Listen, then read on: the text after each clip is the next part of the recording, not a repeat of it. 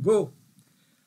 Nous sommes avec Pierre Barky. Je ne vais pas faire l'insulte à personne de te présenter. Tu es vraiment connu dans la petite famille du complet. Président de l'association France Complet depuis combien de temps déjà? 6 ans. Ah oui, quand même. Oui, le temps passe vite. Et oui, donc je voulais t'avoir puisque parmi les nombreuses activités de France Complet, il y a bientôt les Journées du Complet, c'est dans une dizaine de jours, C'est ça. avec un programme qui s'annonce riche, donc ce serait bien d'en parler un petit peu. Il est encore temps de s'inscrire là. Pardon?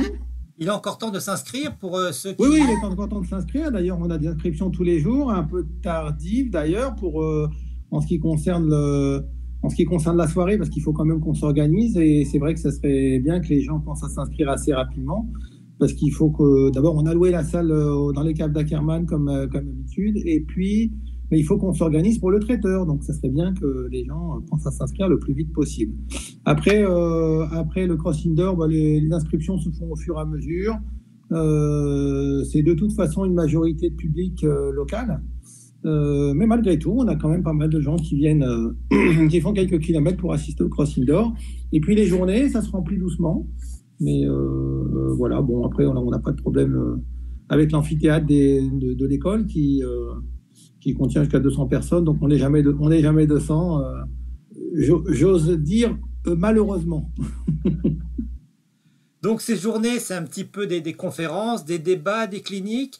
Ouais, c'est ça, c'est des conférences, des cliniques. On est à la 14e édition, mine de rien. Ça commence à faire. On essaye de varier les sujets d'une année sur l'autre, de pas être trop redondant. Cette année, j'ai souhaité mettre un fil conducteur qui sont revenons aux fondamentaux, et puis particulièrement axé sur la relation. Et la relation, c'est très vaste, hein. Ça peut être la relation cavalier-cheval, ça peut être la relation cavalier-propriétaire, cavalier-éleveur, propriétaire-éleveur. Voilà, c'est toutes les relations qu'on peut avoir. Ça peut être un cavalier avec son groom, un cavalier avec... voilà, ça peut être toutes les relations possibles qu'on peut avoir, que ce soit des relations positives et négatives, parce qu'il y a toujours des relations positives et négatives. Et la grande nouveauté cette année, j'ai fait venir un économiste qui est docteur en économie et docteur en gestion, et qui est un monsieur qui a déjà un peu de bouteille, qui a enseigné à l'université de Toulouse, qui, après 10 ans d'enseignement à l'université, a voulu se consacrer aux entreprises, et puis qui a accompagné des entreprises petites, moyennes et grandes. Et notamment, j'avais fait appel à ses services il y a 25 ans dans mon entreprise, et notre collaboration continue depuis, parce que je trouve qu'il est un monsieur qui est pionnier d'un concept qui s'appelle l'économie de la relation, qui est un concept qui est très à la mode aujourd'hui, mais qui a déjà 40 ans, mine de rien. D'ailleurs, ils vont fêter les 40 ans de l'économie de la relation bientôt à Paris. Et ce monsieur, Maurice Obadia, a écrit un bouquin qui s'appelle Pour une économie de l'humain, il y a déjà très longtemps. Donc, il était très en avance sur son temps. Des gens comme toi ou moi, ça nous paraît très naturel, une économie de l'humain. Pour d'autres, pas tellement, puisqu'à un moment donné, on était persuadé qu'on allait remplacer la machine par l'homme. Mais ça ne se passe pas comme ça. D'accord. Et donc, ce monsieur a des choses à dire applicables Ah mais oui, comme toujours, parce que les relations humaines, la confiance, le respect, l'empathie, le lien avec les autres, c'est vrai dans la vie de tous les jours, dans une vie amicale, dans une vie amoureuse, dans une vie professionnelle, et a fortiori dans le milieu des sports équestres.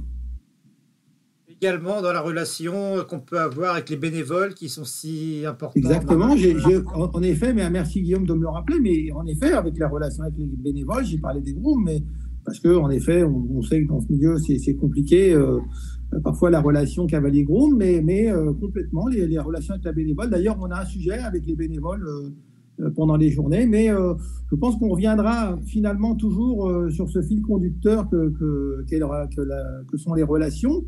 Encore une fois, les relations, elles peuvent être positives et négatives. Comme pour trouver l'équilibre, il faut passer par le déséquilibre. D'accord. L'équilibre, Dieu sait si c'est important dans ce sport. J'ai vu qu'il y avait des trucs un petit peu sympas. Il y a l'intervention de Jean-Paul Bardinet, l'ancien entraîneur national. Exactement, oui, oui. On a demandé à Jean-Paul d'intervenir pour nous faire un brin d'histoire et puis même parler de son expérience quand il était sélectionneur et entraîneur de l'équipe de France.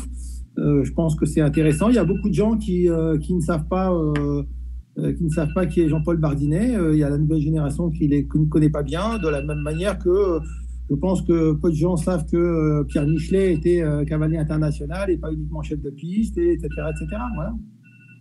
C'est un grand technicien, Jean-Paul. Je pense qu'il a plein de choses effectivement Ouais, ouais. à raconter. Ouais. C'est très intéressant.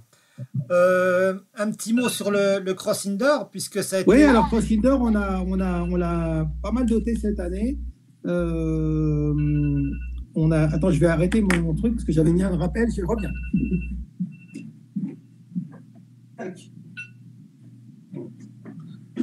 Pardon. C'est du live, ce sera sur YouTube. Non, on va pas avoir ça dans les oreilles pendant 5 minutes. Oui, le cross indoor, on a 16 partants sur le cross indoor. On a Thomas Carlyle, entre autres, Sébastien Cavaillon, Luc Chateau, Rodolphe Scherer, Julie Simonet, Maxime Divio, Jeanne Rosset, Victor Lévesque.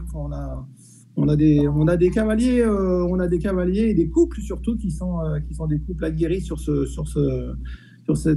cet exercice. Donc ça risque d'être sympa. On l'a bien doté cette année. J'ai pu dégager des fonds pour qu'on récompense les cavaliers dont on sait que les gains, c'est un problème pour eux. Donc voilà, donc il y aura une dotation d'environ 8 000 € pour ce cross indoor. C'est vrai que d'habitude, le cross indoor de Saumur, on donnait un chèque de 8 € au vainqueur. Et puis après, il y avait beaucoup de cadeaux. Mais par contre, en numéraire, il n'y avait pas beaucoup. Et cette année, on a fait des efforts. Il y aura toujours des cadeaux. Mais il y a une grosse somme qui sera distribuée aux cavaliers. Il y aura 2 000 € au premier, 1 500 au deuxième, 1 200 au troisième, 1 000 au quatrième, 800 au cinquième, 600 au sixième et 500 au septième. Donc on compense les 7 premiers cavaliers. On voulait vraiment leur montrer qu'on est évidemment conscient des problèmes qu'ils ont au quotidien et de la difficulté dans ce sport à avoir une rémunération décente et digne. On sait que ce sont des gens qui travaillent énormément et qui malheureusement gagnent assez peu. Le nerf de la guerre, oui. Voilà. Même si j'ai toujours dit que ce sport, comme beaucoup de sports de haut niveau, on ne peut pas vivre uniquement des gains sportifs. Les gains des concours sont une partie de la rémunération des cavaliers. Et bien sûr, il y a l'enseignement, il y a la vente de chevaux, sans pour ça être des marchands de chevaux. Il y a aller parler en entreprise, aller faire des stages à droite à gauche, ce qu'ils font, bien sûr. Hein. Mais c'est vrai que le cavalier professionnel, en tout cas dans le concours complet, ne peut pas se permettre uniquement de vivre uniquement avec ses gains de concours. Mais encore une fois, c'est vrai dans beaucoup de sports. Pour ceux qui ne pourront pas être là, il y a possibilité de suivre le cross indoor en ligne, je crois.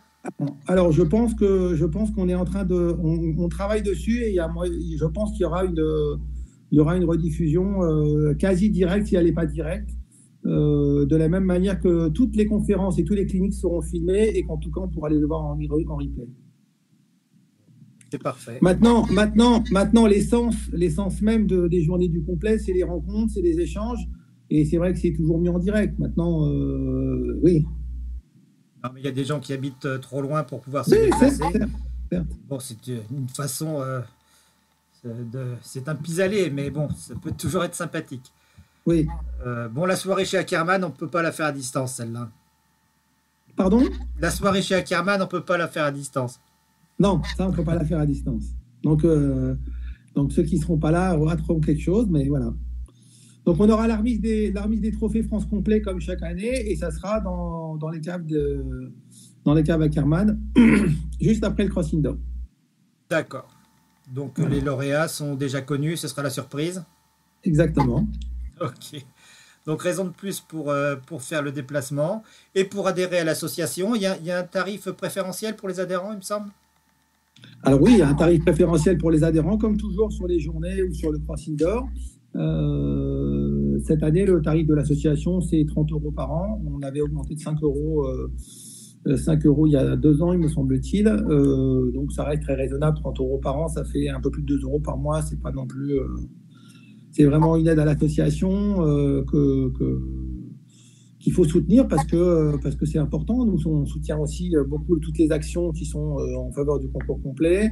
On a des échanges permanents avec la SHF, avec le Stud Bruxelles français, avec l'ANA, avec la Fédération française d'équitation. Et je pense que c'est important que, comme je l'ai toujours dit, c'est tous ensemble pour faire évoluer notre sport et à discipline exigeante, filière unie.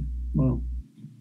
Le plaisir sur les terrains de pouvoir se rencontrer sous la tente. Alors oui, on est très présent sur les terrains. On passe 100 jours par an. Mais non, j'ai calculé cette année, 100 jours par an sur les terrains, c'est pas rien. Mais c'est toujours un plaisir de se voir. Nous deux, on se voit très souvent d'ailleurs. Et c'est toujours un plaisir d'échanger. On apprend toujours des autres. Et je pense que c'est important que les uns discutent avec toutes les filières, discutent ensemble, que les éleveurs discutent avec les cavaliers, les professionnels ou amateurs, que discutent avec les organisateurs de concours, avec les vétos, avec les juges, avec les coachs, etc. etc. Hein. Ça, c'est de l'enrichissement, en effet. Bien, écoute, Pierre, je te remercie infiniment. Je t'en prie, Guillaume, merci. On se retrouve dans 10 jours et puis on espère avoir convaincu beaucoup de monde de nous rejoindre. Écoute, avec plaisir. Merci de ton temps.